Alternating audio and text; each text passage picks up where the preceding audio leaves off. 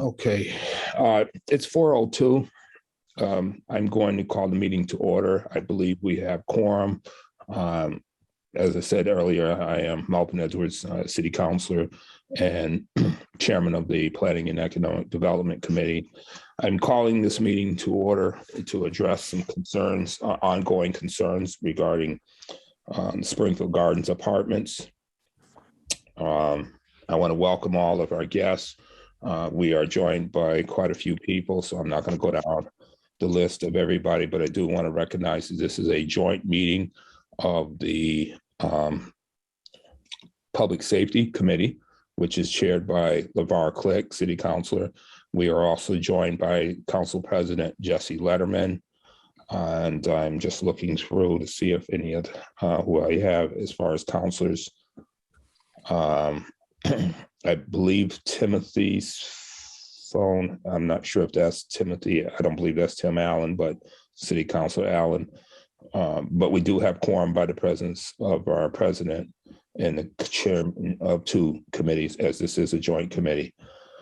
We are also joined from the city's law department, Lisa D'Souza, which handles housing issues on behalf of the city. I see Jerry McCaffrey, which also is a part of the city's housing department, is present. And I apologize for anybody who I do not recognize. Oh, I'm sorry. I see City Councilor Maria Perez is present.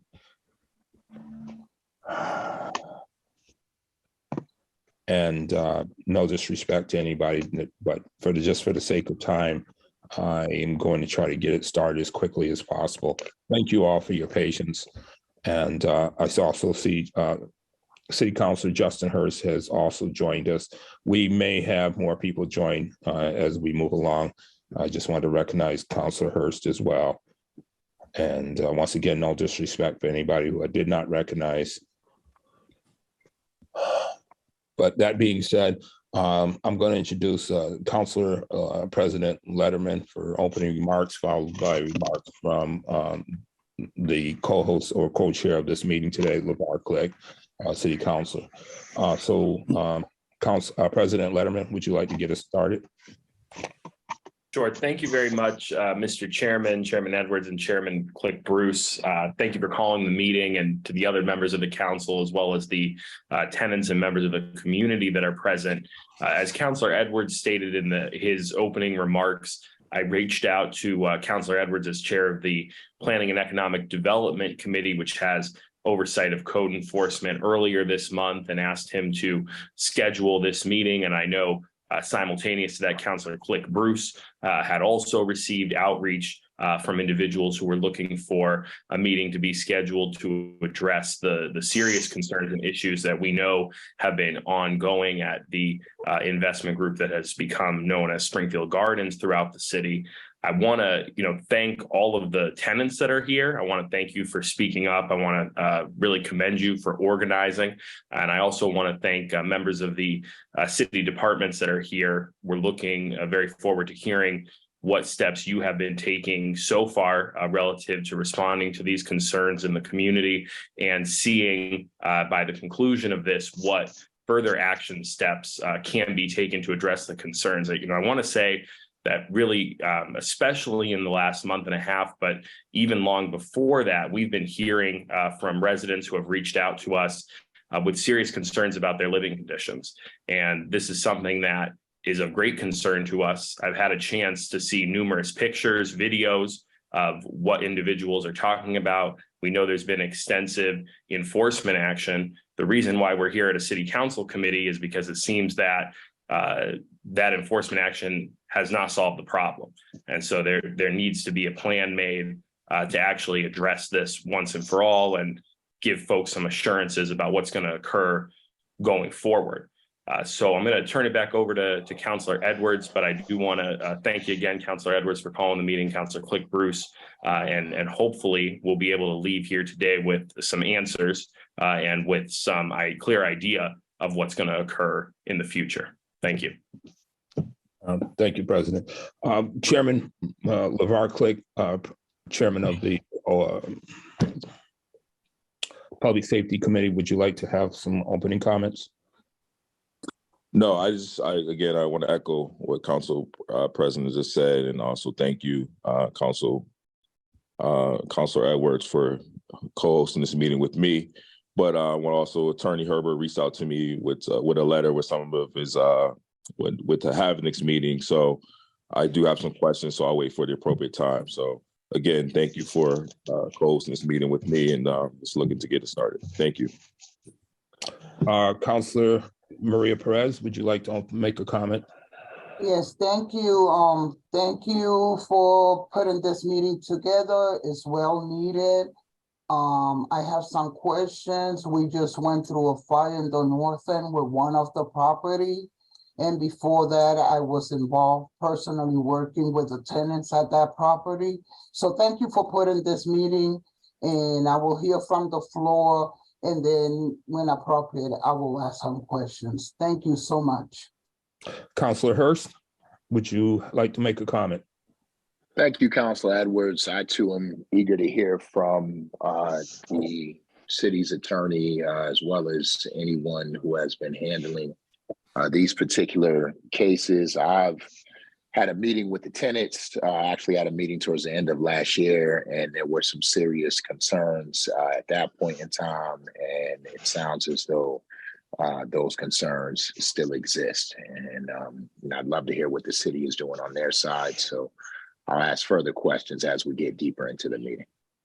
We are also joined by City Councilor Tim Allen. Tim, would you like to have any opening comments? Thank you for asking, but no, I'm all set. I just echo what everybody else said. Thank you very much. Okay, if there's no objections, I'll open turn the comments over to code enforcement. Sir, the floor is yours.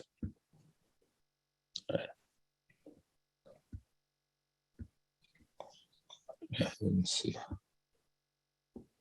That would be, can't think of the name.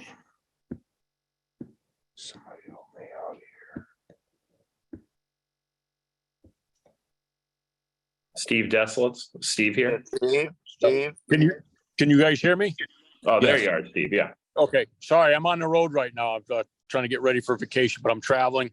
So I try to do my best to zoom in with you guys. If I lose you, that's just because I'm losing cell signal. Currently, as we're all talking about, the infamous Springfield Gardens has earned its reputation based on the constant problems that we've had. Code enforcement is doing the best we can to stay on top of all these complaints, and we've gotten hundreds and hundreds of complaints over the past year. Lisa D'Souza, our city attorney, she can give you the actual account of how many legal cases that we have going on right now. As far as code enforcement, we probably have, at least last time I looked, we're probably close to around 300 active complaints that were currently either inspected, they've been sent NOVs, or they've been in a process where they're being now pushed forward for legal representation and prosecution. There's really nothing different in our process on handling this. It's the same process we always follow, because it's required how everything goes by Mass General Law, the inspections that we perform, how we follow up with notices of violations, and whether or not we ticket and move forward with prosecution. That said, this has been probably, I don't know, the biggest amount of cases we've ever had to handle by any landlord at this point in time. I mean, they've really been sucking the resources out of our department to stay on top of everything that we've had there. And same thing with the law department. I mean, we're trying to do our best we can with the resources that we have to stay on top of these.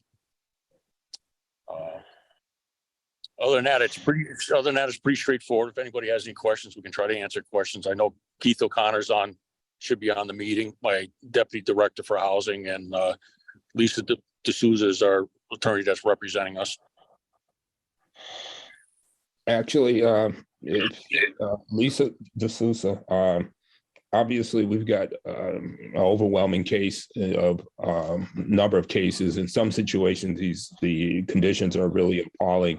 Are there any resources available from the city to help the people who are in the most dire need either in relocation or addressing some of the issues that are just untenable?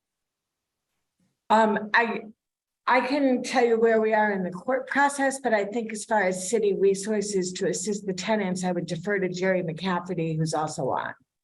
Okay, I'll hold my questions back, allow other people to ask questions, and but generally that's what I'd be interested in. I know that there is a huge backlog that existed even before this came to the forefront. So I'd like to open it up to some questions either from my colleagues or some of our guests to some of the officials representing the city. Councilor Edwards, could I make a suggestion? Sure. I think I know there are tenants that are interested in speaking, and I know there's also representatives of Springfield Gardens that are interested in speaking. Since Steve gave the overview, do you think it might make sense to let those folks give their statement and then open it up to questions from the councilors? I'm sorry, I didn't recognize the representative from the Gardens is here. Good afternoon. How you doing? Rich Herbert here for Springfield Gardens. Sir, welcome. Very much appreciate hearing from you and your point of view. Glad to be here. Would you like to make an open statement? Obviously not put you on the spot, but you are probably the center of the purpose or the representative of the issue. Well, I'm happy to answer any questions. I think that just to say, generally speaking, we're here to accept criticism. We're here to address the criticism, but really focus on a plan moving forward, since this is obviously such an important thing. Well, aside from criticism, which I expect you probably to hear a lot of, perhaps you could just share with us some of your ideals on how to move forward or how to address some of these things that you have already heard and that has been well documented to this point. Okay. Well, the way that I see it, the criticism really divide into two categories. The first category is just a general maintenance criticism, and then which I think can be sort of split up into maybe something we'll take as criticism. Staffing. Historically, we've improved. It could have been better to begin with, and the other category is crime.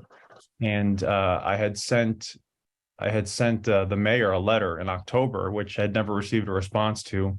I understand he claims he didn't receive it. I did have the sheriff serve it. So that letter focused on the crime aspect of it, which we think is a huge thing. That's something that's outside of our control. The other portion is the stuff that's inside our control. Better staff, better training, a more expansive maintenance team, using vendors when your maintenance team can't specifically address something. That's the other half of it, and that's on us. And that's something that I'm happy to share that we're on top of and we're getting better at. And the part with the crime is something that we would have to work with the city on, and we're eager to learn how we can do that. That's why I actually sent the letter to Councilman Click Bruce. We've hired a full-time police detail. It's unheard of. We've spent over $100,000. It's completely unheard of to do something like that. So we're not doing nothing. That's for sure. We're clearly we're looking to address all of these concerns. Okay, I'm going to open it up for a question. I believe we have representatives from Neighbor to Neighbor here as well. I'd like to open it up to some comments. Just ask everybody to be respectful in their comments and stay on point, please. Councilor Edwards, my name's Katie Talbot. I'm the organizer for Neighbor to Neighbor. Want to also echo, thank you for putting this meeting together. It's been long overdue. My hope was that we could hear from some tenants that have lived through these experiences of being in these units for the last 2.5 years. There's lots of issues with these buildings, and maybe 10% of it is the crime areas. So it would be great if we could hear from some of those folks, and then we also asked one of the representatives, one of the lawyers that represents these clients, to come and share some of their perspective. And I guess I'm asking if we could do that. Certainly. I'm looking at faces of people, many of you I recognize, but I don't know you by name. I don't know what your titles are, so I apologize if I'm missing anybody in particular order. But why don't we start with the attorney that is representing and hear from them, and then perhaps with your assistance, you can kind of help me move along as to who should be allowed or will be allowed to speak in whatever order. Also, as we get started, I see that we're also joined by my colleague, Councilor Govan. We want to welcome her as well. Thank you. The attorney is that who? Joel Feldman. Yeah, Joe that's Feldman. me. Yeah, Joe, hi. please. Would you like to share with us? Sure. I'm Joel Feldman. I'm with Heisman Feldman. Thank you very much for hosting this. We've been working very closely with Neighbor to Neighbor and with the tenants there. I will say we have been working in this city since 1996 downtown. I've never experienced anything like what's been going on at Springfield Gardens. I'm sure you're aware, and I'm sure the city will say that they own over 1,000 units. I think they're the biggest private landlord in Springfield at this point. And the scope of the problems is just beyond anything I've encountered. We've represented hundreds and hundreds of people before the housing court. I think we represent currently 20 tenants in the housing court. And the housing court experience has been also unprecedented. In a couple of the cases, and I know a couple of the tenants are on the call, the housing court judge has imposed $1,000 a day fines that were supposed to go to the city. And he's imposed $200 a day fines for 3 tenants who lived in the buildings. I have never had a case where that's occurred, and that's only because of the failure to make repairs week after week after week. These tenants were asked to come back to court almost every week in order to get repairs done, and the evidence that they provided would be nothing's been done or very little's been done.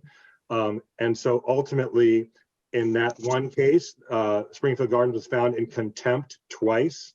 I have another case in which Springfield Gardens has been found in contempt, and the tenant awarded $5,000 for 35 days of contempt, plus attorney's fees. So in my experience, and we've been representing people, I think it's been about 6 months or so. I appreciate what Mr. Herbert said, and Mr. Herbert and I have been in court many times together. Unfortunately, many of the conditions in my clients' apartments are not getting fixed, and they have not seen a lot of improvement. In fact, what's happened in many cases is that rather than repairs, the tenants have begged to be moved to other apartments because the repairs just are not happening. So they've been moved to other apartments where they've also encountered problems. The thing that's also incredibly unusual here is that these are not 2 buildings with these units. These are 20 buildings, 30 buildings, and they all seem to have the same issues. They're infested with rodents. They're infested with cockroaches. They all have intense leaking problems. There's heating problems. There's window problems. There's security. And with all due respect to Mr. Herbert, the crime is Springfield Gardens' problem. They're supposed to make sure that when they voluntarily bought these as investments, no one's living there from Springfield Gardens, the tenants are living there. And when they're bought as investment properties to make money, and that's what they're doing, then they're supposed to ensure the safety of the people who live there. And that means, I appreciate that a police detail's been hired. We've been begging them to hire security for months, and they didn't do that. They could have hired private security early on. They could have ensured the safety of people. Instead, many of my clients live in terror that someone who's sleeping in the basement or sleeping in the hallway is going to come and break into their apartments. So it's been really untenable. From the tenant side, we would ask that the city use all its resources that are available. I know that code is doing what code can do. We ask them to redouble their efforts and maximize the penalties that they're seeking in every case. I hope that they're already doing that.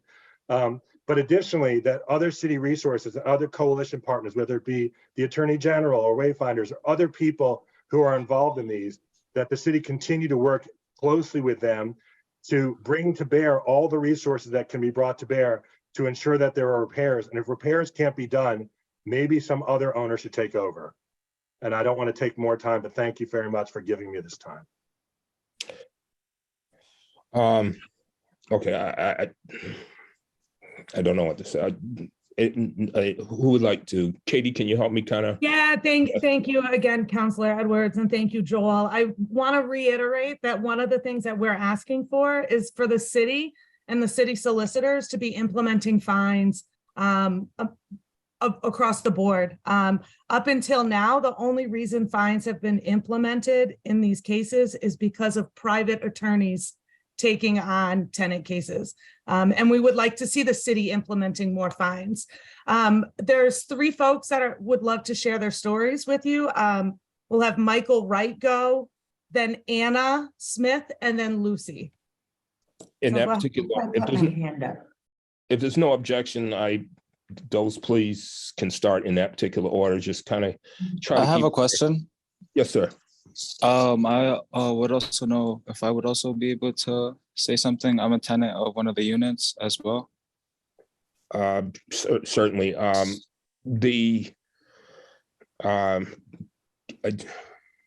Somebody, well, whoever like to speak first, just try to keep your comments brief as possible, considering that we have a large volume of people that probably would like to speak. And I would like to get a chance to hear from the city's representatives again as well. So I see a couple of hands up. I'm going to start with Lisa D'Souza because she is the attorney for the city. And I know the question or comment was made about issuance of fines. So Lisa, could you start us, and then we'll move over to Marissa Quinn next. Sure. I just wanted to sort of jump in and let folks know what has been happening from the enforcement side, the legal department side. Currently, we have, as Attorney Feldman alluded to, right now we have 23 different addresses that have open court cases. And that represents just over 100 units that are actively in court. That's 1 out of every 10 approximately units that they own in the city already have open and active code enforcement cases. And I appreciate the comments both from Attorney Feldman and from the tenants and the tenant advocates relative to fines. As folks, who know how code enforcement works, code enforcement isn't ordinarily, it's not really a punitive thing. Our goal is always compliance. But in the last 3 weeks, we've had 4 separate cases involving 4 separate addresses brought into the housing court on contempt actions. And in each of those cases, there was an agreement to a deferred contempt with strong and short dates for compliance, and daily and escalating fines if they fail to meet those dates. I really have to commend the attorneys who are in the code enforcement division because they've basically been playing whack-a-mole on these properties for, well over 6 months now. And as you may or may not know, during COVID, the city went from having 3 in-person days in the housing court with up to 40 addresses per court appearance. So, we routinely had back, when I was doing it, and even after I left, we would have 75 or 80 cases a week in court. And during COVID, we were capped at 15 cases a week. So we had to really, really, really prioritize just, only bringing emergencies. So as the courts have reopened and as we've gone back to having in-person hearings, we're now back up to 2 in-person days. And we're bringing in only emergencies and to a lesser extent, cases that aren't immediate emergencies, but that have extensive and significant code violations simply because of the capacity, both on the city side and on the court side. And we're hopeful that we're going to be able to go back up to 3 days in the near future.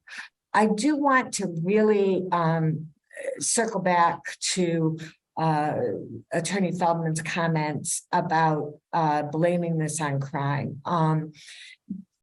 I have been involved in some capacity or another doing code enforcement in the city since 2006. And I've had landlords, successful landlords, who've kept properties in safe and sanitary conditions in every part of the city.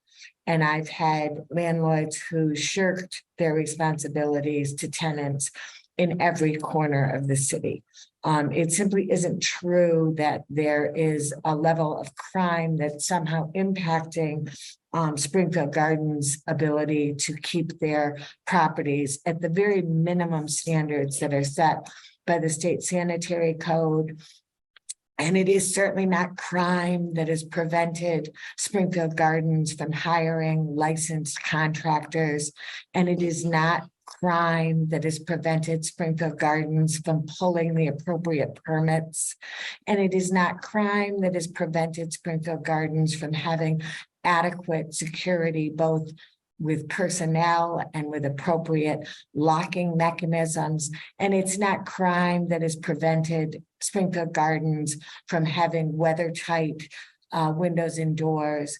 The codes are the bare minimum that we require in order for you to charge money for people to live in those units. Attorney Feldman also referenced, and I really want to be very clear about this. Springfield Gardens came into Springfield and bought up thousands of units of property, and they continued to buy properties in distressed conditions while they were simultaneously being cited for and incapable of maintaining the units that they had already bought. And we sit here now with principals from 2 corporations. Our trust, I think, is one of them, and then there's a corporation that's behind the trust. But the principals who are making the money in these off the backs of these tenants live in New Jersey.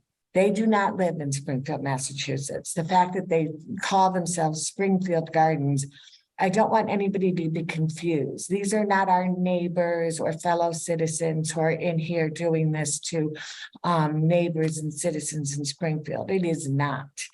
And I will use every bit of our power to continue to bring the cases as quickly as we can and as other emergencies allow.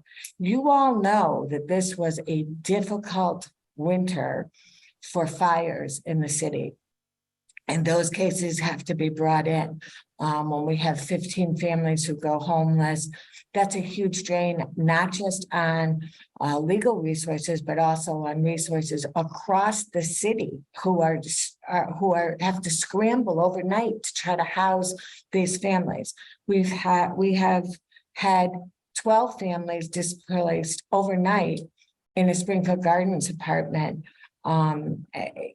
These are real families, but we've had other fires as well. So there's a lot of strain on our limited resources, but we will continue to address them to the very best of our ability. We're not fully staffed. We haven't been fully staffed. We're still looking for more legal staff and paraprofessional support for the Code Enforcement Division. But I don't want anybody at this meeting to think that this isn't a priority. We meet internally about Springfield Gardens all the time. We're in the process of bringing about 50 different addresses in. I've never filed one of these in the whole time I've been doing code enforcement because we cannot get in to do just basic life safety inspections, CIs is what they're called. And we have about 50 of them that we haven't been able to get in. It's been well over the 2 years, and there's been no cooperation in getting those done either. So we'll be filing that probably, I hope, God willing, if we don't have another bunch of fires or other emergencies we have to address. We hope to have that filed and in the housing court by the end of next week.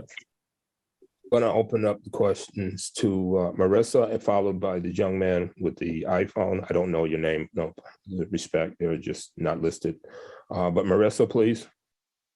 Actually, if it's all right, I would like to go after the people who signed up to go first, because they've just worked so hard and they've never let up on anything. So I feel that they deserve to be heard first, as if that's all right. And I would like to go after them. I want to give them the respect because they have worked so hard on this and they have not given up at all. So So I appreciate that. That's very kind of you and appropriately. So John with the iPhone, is that, would she be describing you as well? Is that Katie speaking? No, my name's Marissa, honey. How you doing? Could you introduce yourself so we know who's speaking? Hello, everybody. My name is Draven Dolores. I'm a good friend of Katie from Neighbor to Neighbor. I've been working closely with them and trying to improve the conditions of the tenants. And I'm also one of the tenants who live in one of the units. Did you want to share something or yes. So during my residency at my unit, I've been confronted with numerous issues and problems such as holes in my walls, water damage, and faulty plumbing. One such example of Springfield Gardens' neglect to act is a failure to repair a large crack inside one of the rooms in my unit that has remained unrepaired for a couple of months. And although property management has been informed on the matter, they have failed to act on anything they've been told. I believe Springfield Gardens has shown constant behaviors of neglect and have failed to meet the needs of tenants and have failed to ensure the well-being of the units they own. And I implore the city council to consider the receivership of Springfield Gardens and to consider new laws and regulations that protect lower income citizens living under management companies and from who are also renting from landlords. That's all I pretty much would like to say. But thank you for hearing me, and it was an honor. Thank you. Thank you for sharing, sir, and I apologize for what you've had to deal with. Would somebody, the other tenants, like to offer some comments?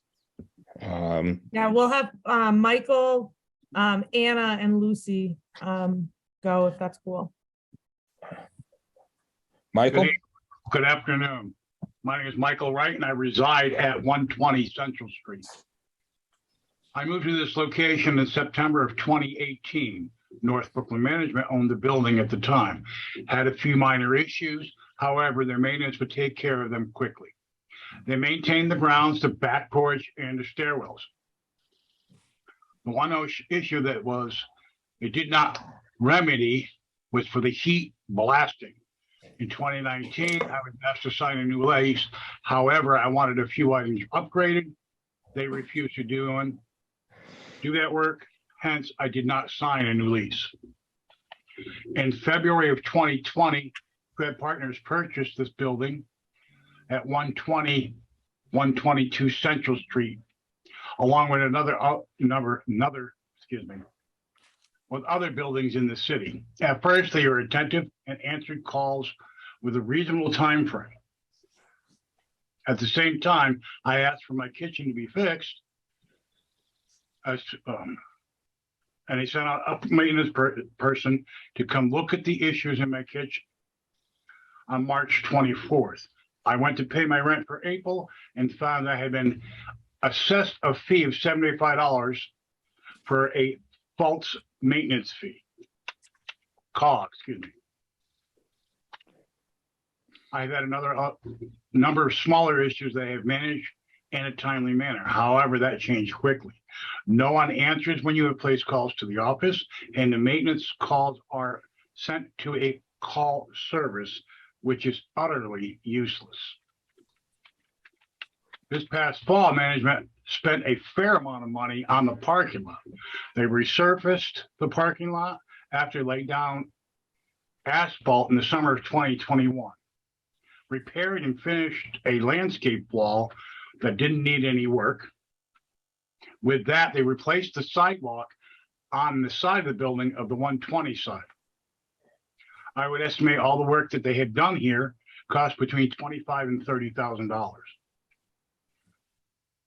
In the past several months, they have worked on 5 apartments in this building alone. They replaced tubs, all the kitchen sinks, cabinets, and laid new flooring, as well as installing brand new Samsung appliances in each of those new apartments. Each apartment has estimated cost of $5,000 to $6,000 of work, if not more. Although they did buy some supplies from the big box stores, the rest of the remaining supplies came from New Jersey, as well as the labor they hired to do the work. Back in 2022, in July of 2022, I called Springfield Code Enforcement and completed an inspection of my unit.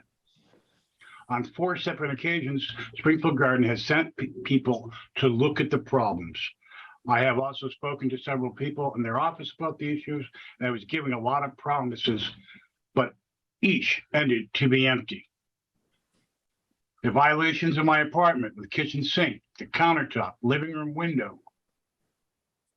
Hot water temperature is too low. Heat is way too high. Kitchen cabinets, ceiling tiles, cracks in the wall in the bedroom, and the porches on the back. I have filed requests to resolve these issues, and management has not remedied these issues. At least 4 times I have requested they take care of the hot water in the past several months. To date, this issue has remained unresolved. Management was supposed to meet with me on Tuesday of this week. They never arrived, nor a call, email, or even a text sent to cancel or reschedule. Springfield Gardens has failed to provide information on security deposits and are being held where they're being held as required by law. I have requested this information several times and have yet to receive a reply. The city of Springfield was once known as a city of homes. Springfield Gardens is turning this city into the city of slums. With that, I'll pass. Thank you, Michael, for your comments. Anna, would you like to share? Yes, so my name's Anna Smith. I just moved to 230 Fort Pleasant Ave, January 1st. But before that, I lived at 47 School Street, which you can imagine that's always been a pretty high crime area. But let me tell you, before they managed that apartment, the crime wasn't nothing like it is now. I don't even want to begin to touch base on what is going on in all of those vacant units. But let me tell you, it's becoming like a crime zone for sure. But let me start with what I have prepared for you. It says, living in an apartment managed by Springfield Gardens has been an experience that no one should ever have to go through. When they first took over my building, it needed minor repairs, and initially us tenants were very patient. Unfortunately, that patience got us nowhere. Our building began falling apart, literally. Springfield Gardens no longer did preventative exterminations as the prior management company did. They also didn't provide any sort of maintenance line for the tenants to call over the weekends or on holidays or after 3 o'clock. On many occasions, my family was left without heat or hot water for multiple days at a time. The locks on the exterior doors were no longer present because they had gotten broken. The area and the building that I lived in got much worse in regards to crime the moment that they took over and started neglecting it. Springfield Gardens has been creating an environment for the crime to flourish in our city. Multiple empty units have squatters living in them, and Springfield Gardens does nothing about that. I am one of the tenants that has been in and out of court for months with hardly any outcomes other than getting finally moved because they gave up on fixing my unit.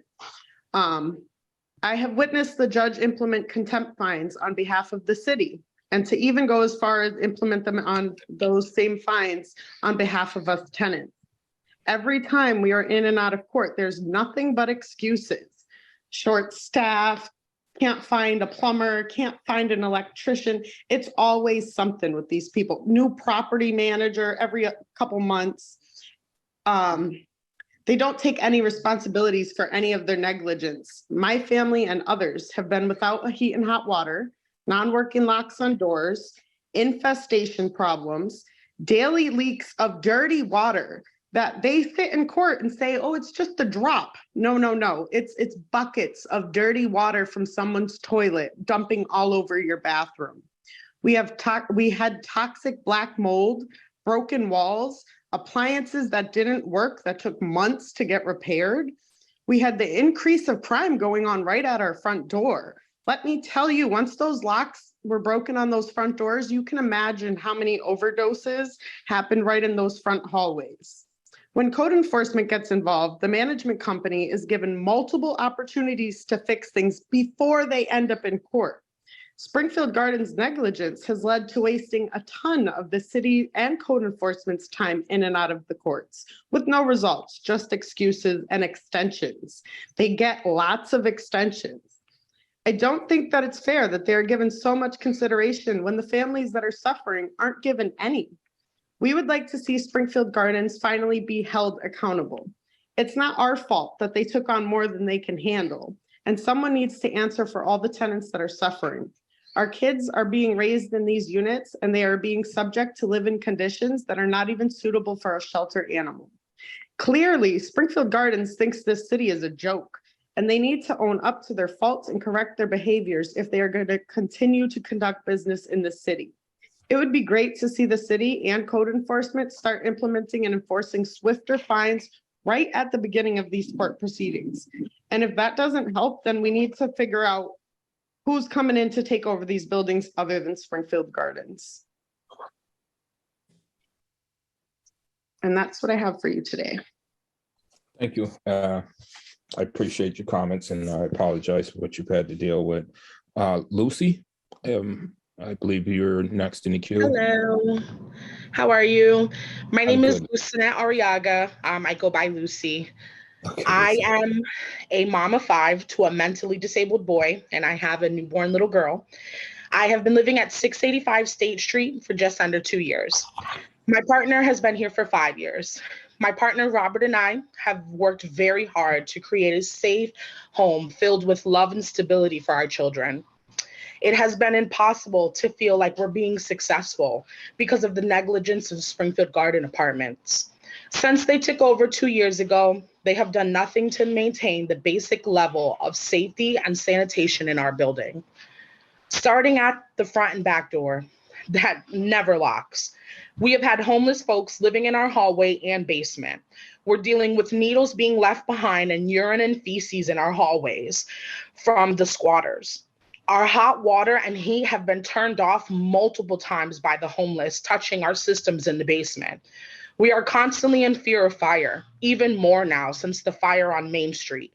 Because of the homeless folks, they need to stay warm, and they'll do anything they can to do that. I don't blame them. I blame Springfield Gardens. If we had doors that locked, it would be one less thing for us to worry about. We have gone without heat or hot water for days, weeks at a time. Do you know how difficult it is to layer a mentally disabled child because it's too cold inside? Do you know how hard it is to have to boil hot water just to bathe your children? That's something you would expect in a third world country, not Springfield, Massachusetts. This is something Robert and I have had to deal with for the past 2 winters. Our home has been overran by the infestation of rats and cockroaches. We do everything we can to keep them out of our home. Our food in the pantry, clothes, my son's books and toys have been eaten by the rats and mice that enter our home. I have been rained on while using the bathroom from water leaking from our roof. or the small electrical fire that we had in our kitchen due to the water leaking into electrical sockets. Our neighbors in our building are also dealing with water issues. Every time the person upstairs showers, it rains in my neighbor's unit. We have had to throw a fridge of food out numerous times because it doesn't work properly. Do you know what it's like not to be able to make food for your child when they're hungry because the food in the fridge is not safe? This is not a one-time occurrence that's happened because of a freak accident. We have dealt with these issues for 2 years.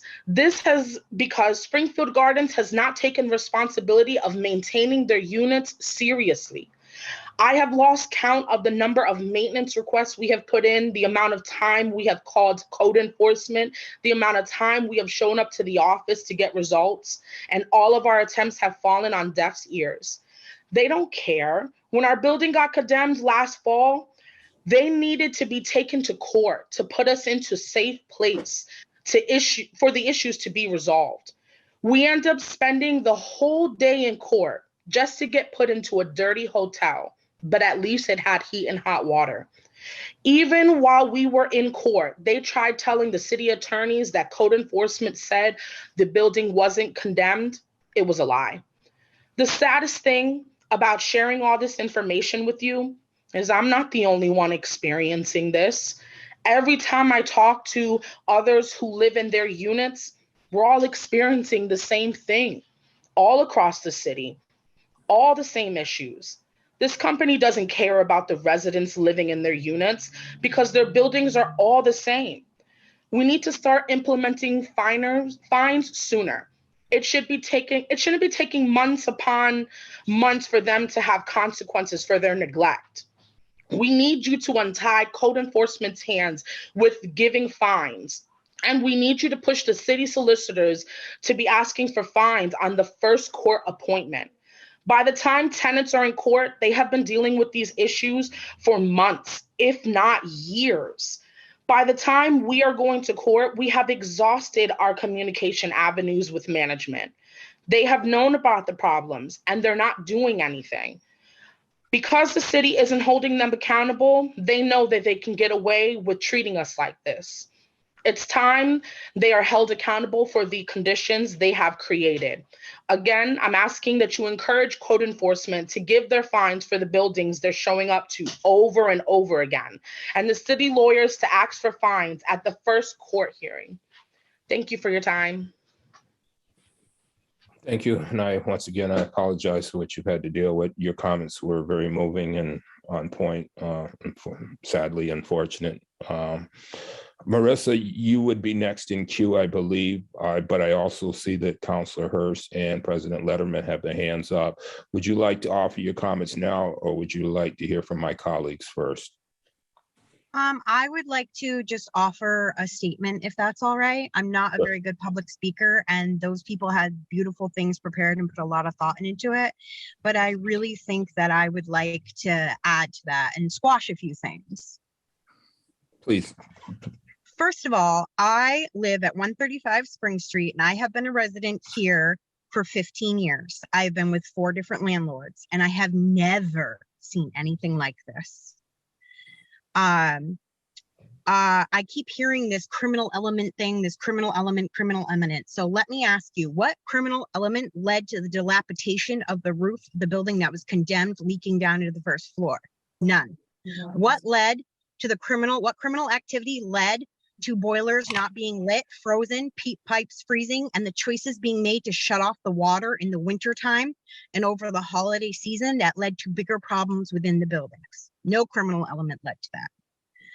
It has not led to the neglect and the dilapidation of our buildings. No criminal element has done that. And as far as hiring the police force, I drive through Springfield every single day. I live off of Spring and Pearl, which is off of High Street and School Street, 2 very high crime areas. And the only police cruisers I ever see are parked out in front of the offices of the employees. They are not patrolling our neighborhoods. They actually had the They are sitting out in front of the offices to make sure, I believe, in my opinion, that there are no more protests. So that is a lie. We are not safe. We are not protected. You don't have police officers in our neighborhoods. That's just a blatant lie. Second of all, the only criminal element that has done anything is Springfield Gardens through neglect. And if you're that interested in criminal element and squashing it, read the window pane theory. Maybe instead of putting boards over every single building, inviting people because they know the buildings are neglected, you could put some window glass in them. And I don't want to hear anything about COVID. So, and the fact that they say the criminal element is the reason why nobody will come out and work for them is also a lie. I have spoke to Newcomb, which were our old exterminators, and they said that they left because of the treatment. And forgive me, they're not very, cultured people all the time. So they said the man with the little hat on their heads, the way they treated them. Same thing with the plumbers. They don't want to be associated with Springfield Gardens, neither do the electricians, because they're as abusive to the people they try to get to do work as they are to their tenants. If you put in a work order, they mark it as done when it's not done, and you have to start the process all over again. Maintenance is not even getting the work orders. So it's not about maintenance. I live around the corner from the shop, and I will go see them personally, and they'll just stand there and go, we didn't even know, and then run and immediately fix the problem. So these are all lies. This is all neglect. It's all just spun to make it pretty. And the only criminals here are Springfield Gardens, the people who protect them, their attorneys, and anybody in a position of authority that has the power to do something about this and won't for personal or political reasons until now. There are many ways to fix this, and it is absolutely ridiculous. It's just simple and pure neglect. I also have special needs kids. Just do the right thing or let us go. Give up the portfolio, get out of Springfield, and let us repair what you have built, because you're ruining our whole city. Our whole city looks like trash because of you. Yet you're sleeping fine at night in New Jersey. You're wearing a nice, expensive suit. We are living like this. That's all I have to say. Thank you for your comments, Marissa. Councilor Hurst.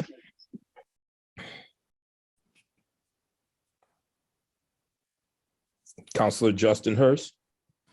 You're next in the queue. If you're speaking, you're muted, or you're having technical, but can you hear me, Councilor Hurst? I'll come back to Councilor Hurst. Councilor President Letterman. Thank you, Mr. Chairman. And again, I really want to thank the tenants for being here, because it's not always an easy thing to do. And really being at this meeting is only a small portion of what they've done thus far, because these tenants have been organizing, they've been speaking out, they've been trying to utilize the justice system to the extent that they can to hold their landlord accountable. And I just really want to say how impressed I am with them, and how thankful I am to them, and how sorry I am for what they're going through. And I really do hope that through our legislative oversight, we can try to put some additional resources in the hands of the city representatives to do what they need to do. And so in that point, I have a couple of questions to try to get to the bottom of what is within the power of the city at this point. And I want to say first that this is not a maintenance issue. This is an issue with the overall structural condition of the large portfolio of properties that these folks have assumed. I was invited yesterday by several tenants as a guest to visit their units, and had a chance to see the conditions that they are describing. The first thing I noticed upon arrival at the particular building that I was invited to is that the entire building was unsecured.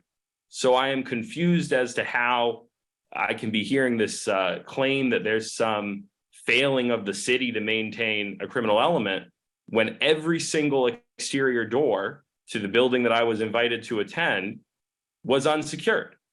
Anybody could walk in the front door. Anybody could walk in the back doors on the fire escapes. The mailboxes were open. The railings on the fire escapes were rotting away. I mean, these are not maintenance issues. These are basic structural issues that are unaddressed. And from what we've heard from the testimony, it is widespread at multiple locations, perhaps dozens across the city. So my question for Attorney D'Souza is because this is so unique in its challenge in terms of the size of the portfolio, beyond just going after each unit individually in court and each individual violation, are there other options available to the city, such as some sort of conglomerate receivership or something that would allow the city to address the fact that this is so widespread at multiple physical locations? Have we looked into that, Attorney D'Souza? It's not so much that we have or haven't looked into it, Councilor Letterman, as that receivership is such an extreme remedy that the court is hesitant. The case law refers to receivership as a remedy of last resort. And the reason for that is very simple. It's an extraordinary, equitable measure that puts all liens, mortgages or any other type of lien, except for taxes, city taxes. Then I apologize. My cell phone is ringing. I apologize. Hold on just 1 second. I thought it was off. I apologize again. So it puts any other lien subordinate to the receiver's lien. So you have to prove that that level of remedy would be necessary. So that's why we do this very methodical approach to attempt to document where the greatest problems exist. I have had some experience doing big receiverships. The city has had some experience with that. And it's a difficult undertaking, but when the way this is tracking, I think that's, could well be where it ends up, unless there's an extraordinary response from these landlords. At one point we had the most similar situation happened, I'm going to say probably before 2010. We had an out-of-town person, didn't own anywhere near as many units as this one, but we did have a lot of units spread out across the city, and it was the same kind of situation where we'd kind of get one property back into compliance and then 3 others would fall out. The guy was not from around here. The owner of the properties was a corporation called Great Wall Properties. And we did end up getting receivers to step in. And it was a big burden both on the housing court and on the city to monitor that receivership. Where would you say, Attorney D'Souza, we are in that process? I mean, again, I want to be clear. Certainly, we want to make sure that any action the city takes is on strong legal footing. But where are we right now? Because it sounds like we all agree this is much more than a case of a couple of units that are being inspected by code enforcement. I mean, there are major structural failings across multiple locations. So where would you say we are in this process on the road to what you've described? And certainly if the issues were solved, we wouldn't be talking about that. But where are we in that timeline? Well, I mean, 4 contempts in 3 weeks is a lot. And they're under very, very tight timelines and very clear orders on those. So contempt of court is also a pretty big, finding. These are not, we're not asking them to rebuild, the Golden Gate Bridge here. We're asking them to bring properties into the very lowest, minimum standards of the state sanitary code. So if they don't meet those deadlines, even after the court has found contempt and ordered fines, then a next logical step may well be for the city to request a receiver for those properties. And if, as you know, I don't want to prejudge, of course, but as seems to be evident in the way this has been going so far, if as we are bringing those into court and getting a receiver appointed, we have 6 or 7 or 10 more properties that are starting to fall out of compliance, or if we still are unable to get in even after filing this multi-property petition next week and get just basic CI inspections done, or if when we go in and do the CI inspections, we find out that they're not in conformity with the fire code, we might be looking for a broader receivership than just the ones that are currently pending. Again, I don't want to prejudge, but receivership is a real possibility unless this landlord really, really stops, you know, trying to shirk their responsibilities or shift blame, or, you know, wait until we bring it to court before they actually get serious about it. Receivership is something that they could well be facing here. I want to be respectful. Thank you, Attorney D'Souza. I know my colleagues have questions as well. You don't have to answer this because I want to give other folks time, but I will also say it seems to me that there seem to be a number of tenants who are housed in these locations through community organizations. And I'm hopeful that the city is having conversations with those organizations about withholding rent in the event that the units are not being properly maintained and properly renovated. Again, we don't have to get into that because I want to be respectful of my colleagues and their questions, but that has to be on the table as well. Mr. Chairman, thank you. Councilor Hurst, are you with us now? Once again, Councilor Hurst.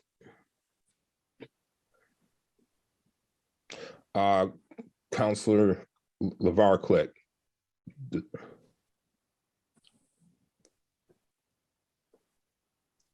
you hear me?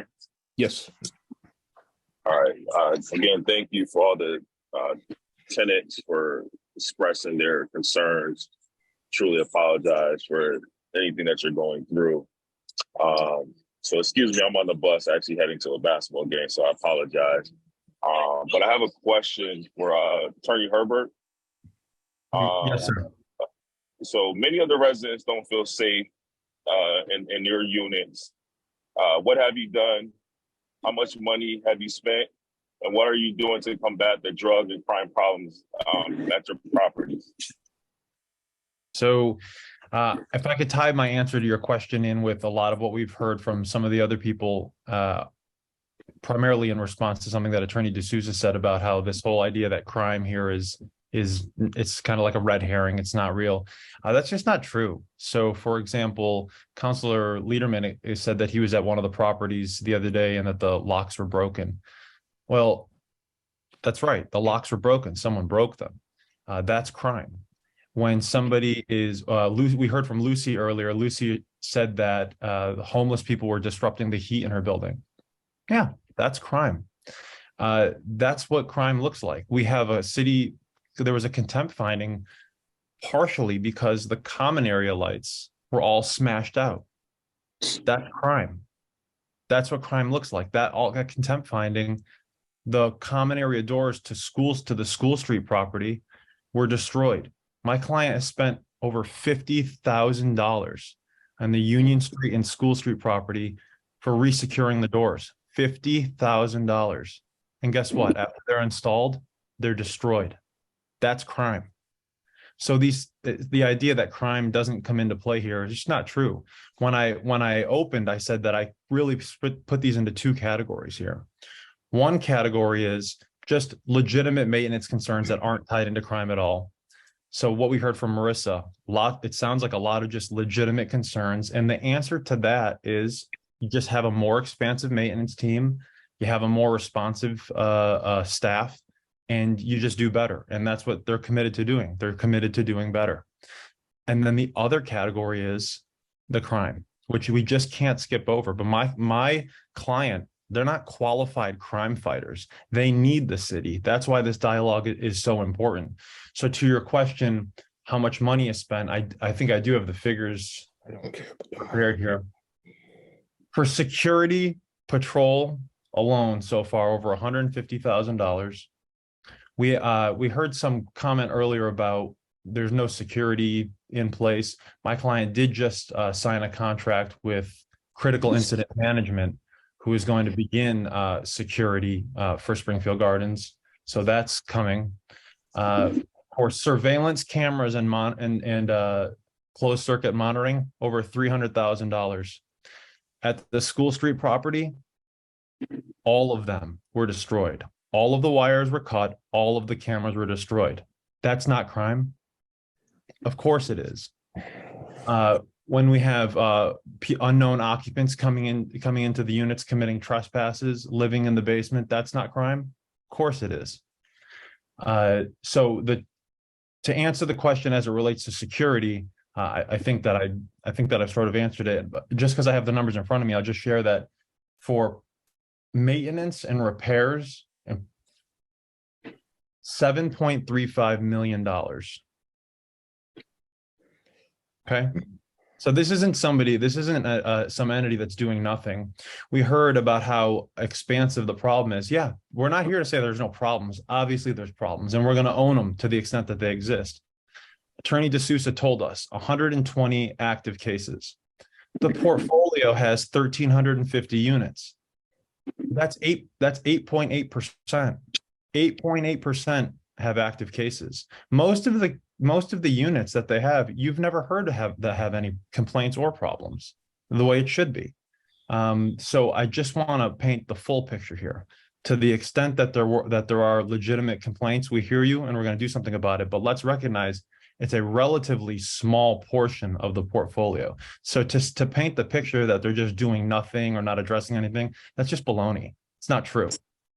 Thank you. Well, I know maybe I'm not supposed to as the chair of this committee, but I kind of have to jump in on that part because, first of all, as an investor, it's not the tenant's concern how much money you've had to expend to try to maintain these properties. So I thought that was out of just wasn't necessary to suggest that the crime is the biggest thing that people are emphasizing.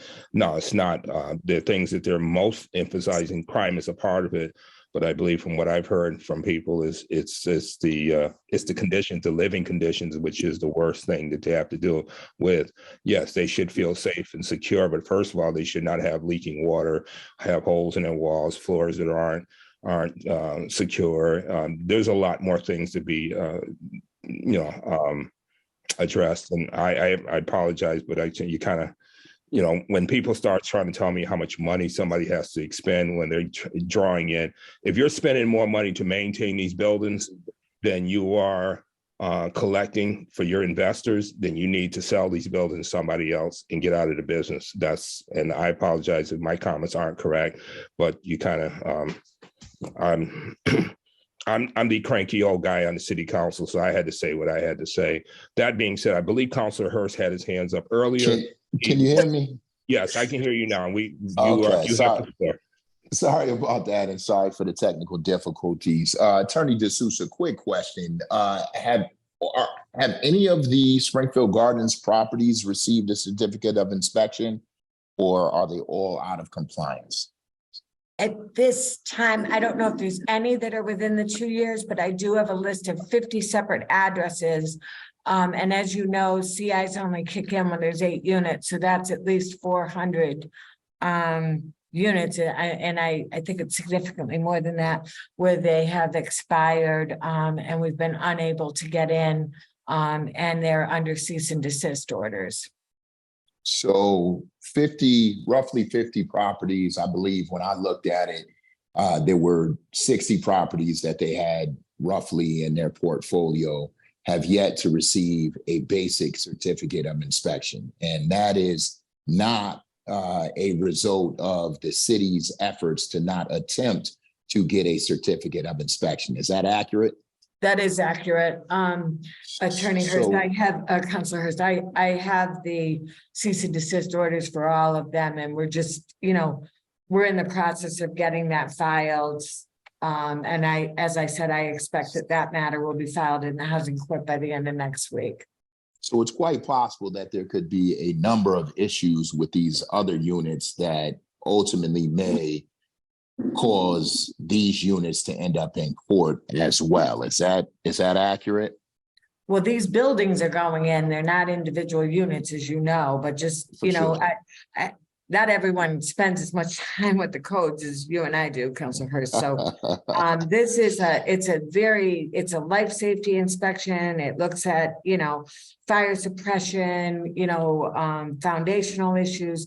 So they're not on individual units, but yeah, those are all going into court. And as I said, I've been doing this since 2007, and I have never had to bring someone into court for one of these before, never.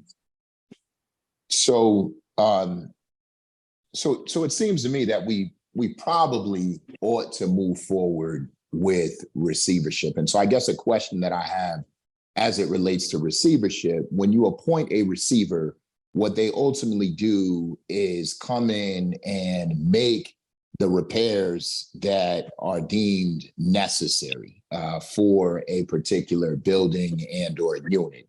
And then in turn, Springfield Gardens would be required to either pay for those repairs that were made, in addition to all of the fines and everything else that has amassed, and then, you know, or else they would lose the property. Is that correct? Yes, I mean, that's right. I mean, when a receiver is appointed, they have, you know, to present rehab plans to the court approves them, and it's expensive, because in addition to, you know, just hiring maintenance people and getting the work done, you have court appearances by court rule. Every time you go to court, it has to go to court every 8 weeks. They have to file extensive reports every 8 weeks, 2 weeks before the court hearing. And every receiver has to be represented by counsel for every hearing, and they're entitled to a management fee. So, you know, receivership is not designed to be a way to get things done cheaply. It's designed to be a way to get things done well, and it's a last resort. So if at the end of, you know, when things are stabilized and properties are in compliance, if Springfield Gardens wants to pay off the lien, they have the right to do that. Or if they don't, then the court oversees an auction, an arm's length auction, which again has costs attendant upon it. So it's a very expensive and a very extreme measure. And we've had cases, I would point you all, I'm old and I've been doing this for a long time, but when we had the receiver go into Long Hill Gardens, they ended up having to demolish probably, you know, close to 50 units because the foundations were beyond the point of repair. And, you know, these can be very, very expensive. But ultimately, that was another case where the out-of-town landlord kept saying, oh, it was the crime, it was the crime, it was the crime. But when we got a responsible receiver in, we were able to turn all of those units around. And we have folks living in safe and sanitary conditions right through today. So I hear Attorney Hebert saying it's the crime. There's plenty of folks in the city that manage properties. We're not going to station a police officer to guard each of Springfield Gardens properties. We don't have the resources for that. It's not appropriate. It's not even an appropriate request. They need to hire security. They need to do whatever it is they need to do.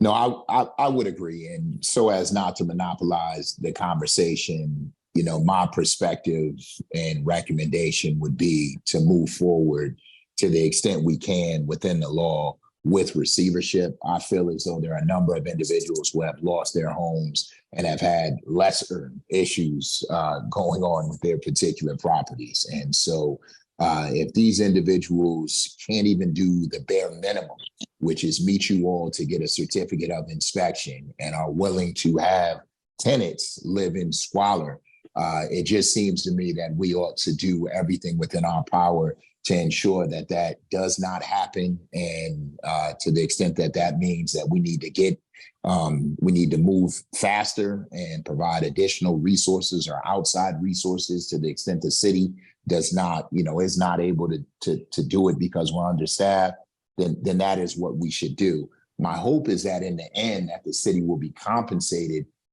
for the time spent on these particular properties. I'm not sure if that happens during receivership, but that would be certainly something that I would advise as part of the lien if that's legally possible. So with that said, thank you, Mr. Chair, and certainly my heart goes out to the tenants who many I have spoken to.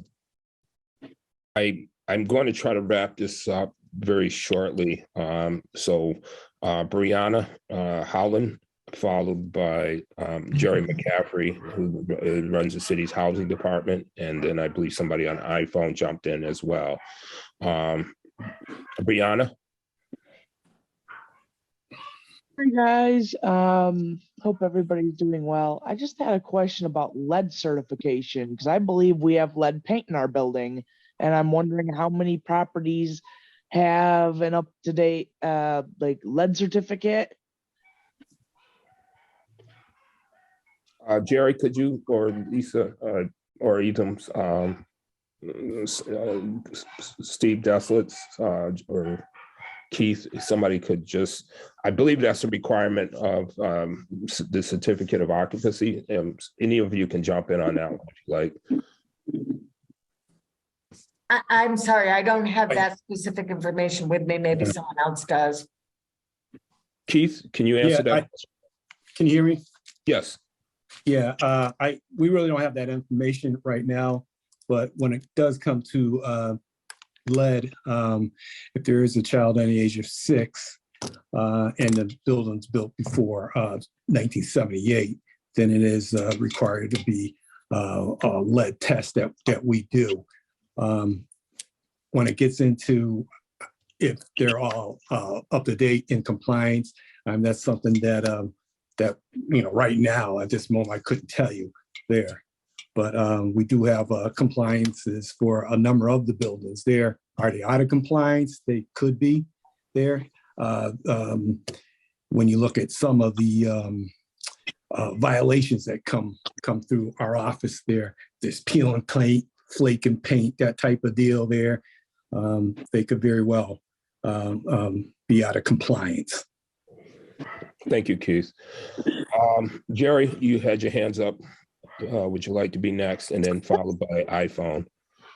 Yes, thank you, Councilor Edwards. I just wanted to, well, first, I really want to thank the council for bringing this together. I want to thank Neighbor to Neighbor for all the amazing work they've done, the tenants for what they're saying today, and also Attorney Feldman. I think there's a few things I wanted to respond to that Attorney Herbert said. One of the things is about how many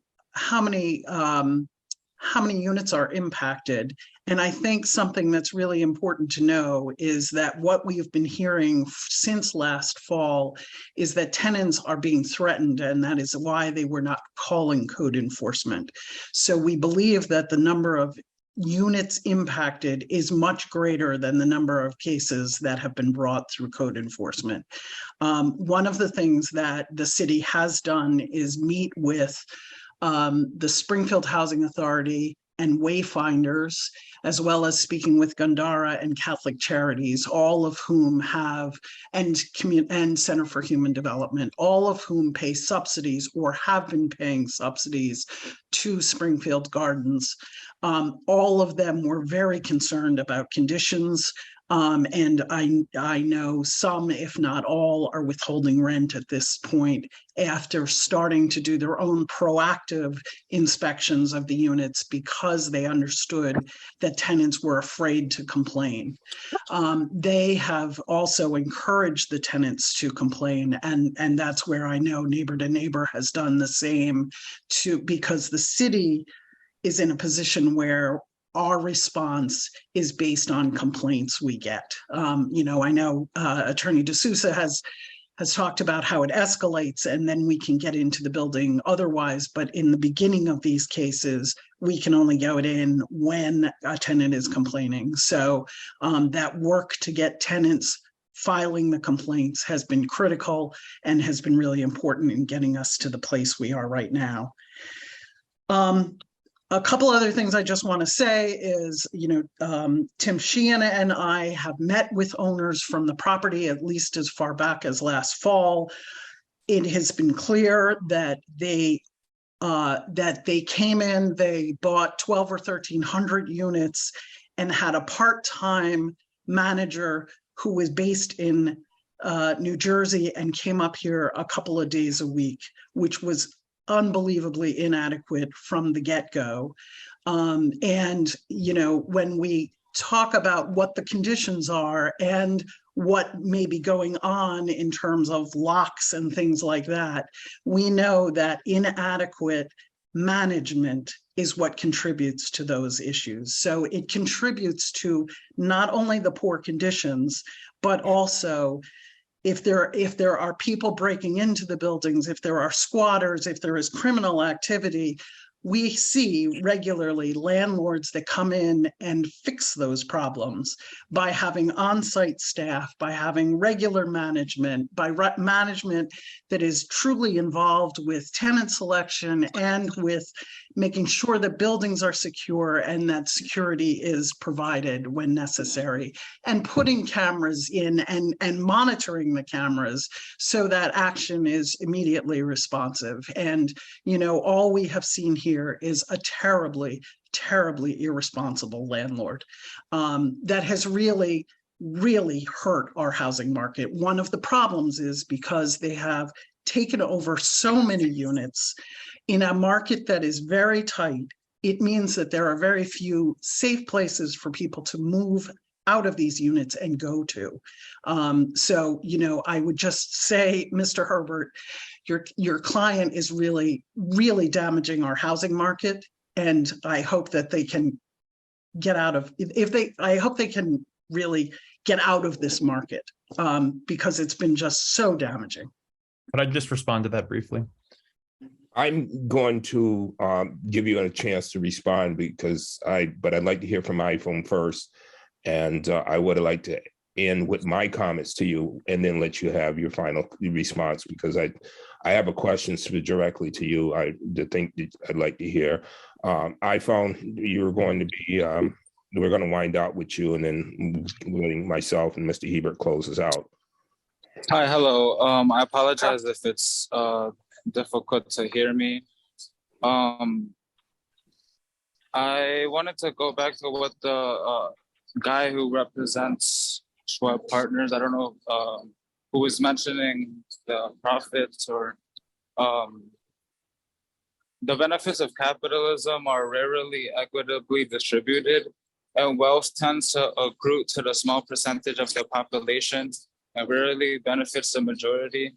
So regardless of how much Schwab Partners are making as an investor, it has nothing to do with the safety and conditions of the units Springfield Gardens has promised, and they failed to provide them, and the tenants have paid their due diligence. And I've never seen any of the maintenance workers in all of the time that I've worked there, besides once or twice in about the year's time that I've worked there.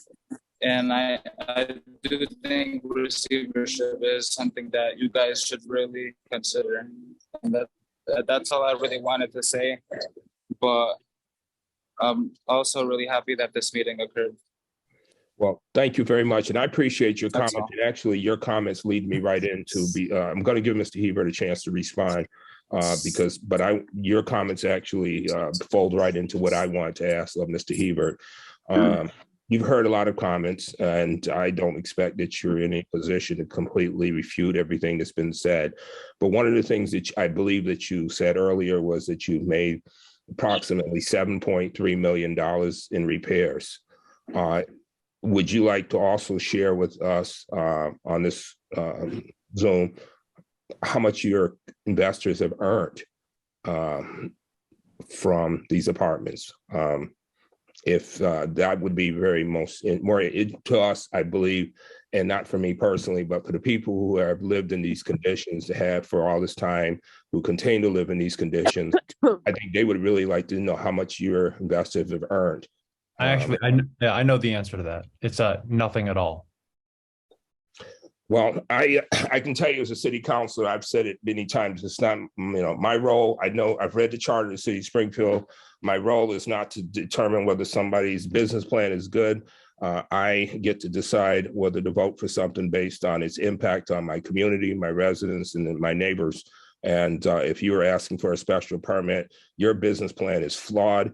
And I would not support a permit to allow you to operate in the city of Springfield because of the negative impact on my community. That being said, if you're not making money, I'll repeat that you should perhaps look at selling or moving on from this portfolio. I really do appreciate everybody's time. I am going to allow you to a moment to say some closing comments, because you've sat there and you've listened to all these comments, and it would be rude for me to just close it out without giving you a chance to say something. Mr. Hebert. Thank you very much. I appreciate that. So just to take it in reverse order, in terms of tenants feeling threatened, I've never seen a single instance of that. If there is one, I'd like you to bring it to my attention so I can take a look at it. I don't represent Schweb Partners. I know that there was some comment about that. I represent Springfield Gardens. I haven't seen an instance of a tenant afraid to complain. Again, my contact information is public. If you have a single instance of that, send it to me so we can take a look at it.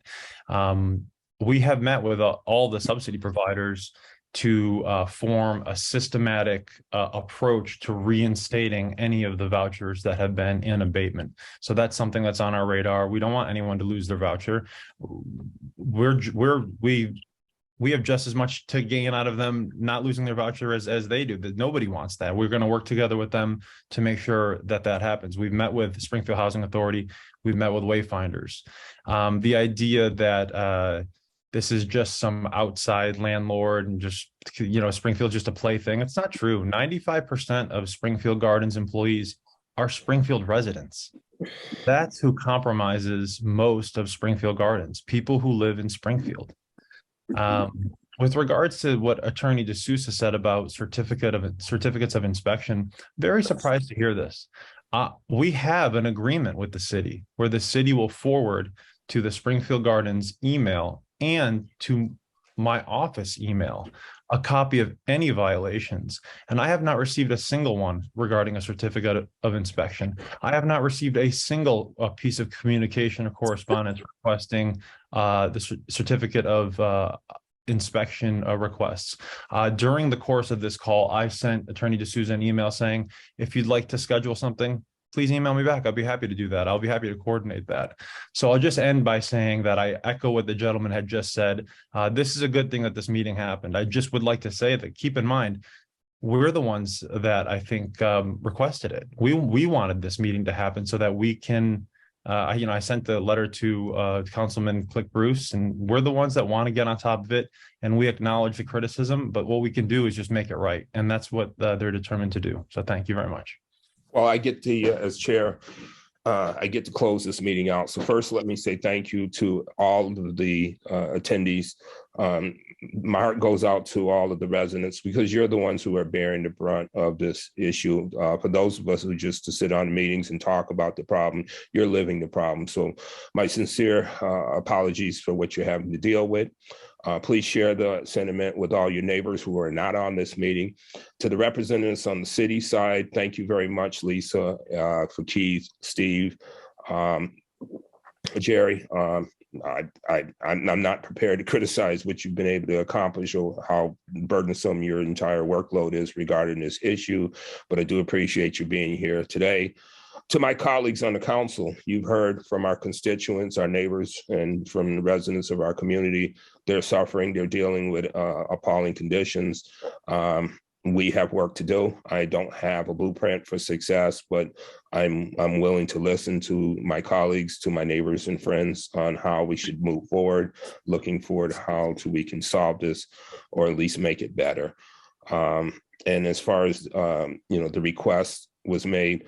Let me assure you that to the attorney, your request to my colleague, Click Bruce, was appropriate, but this request also this meeting was already scheduled or in the planning stages for many, many weeks earlier. And we've been having conversation for months about this issue.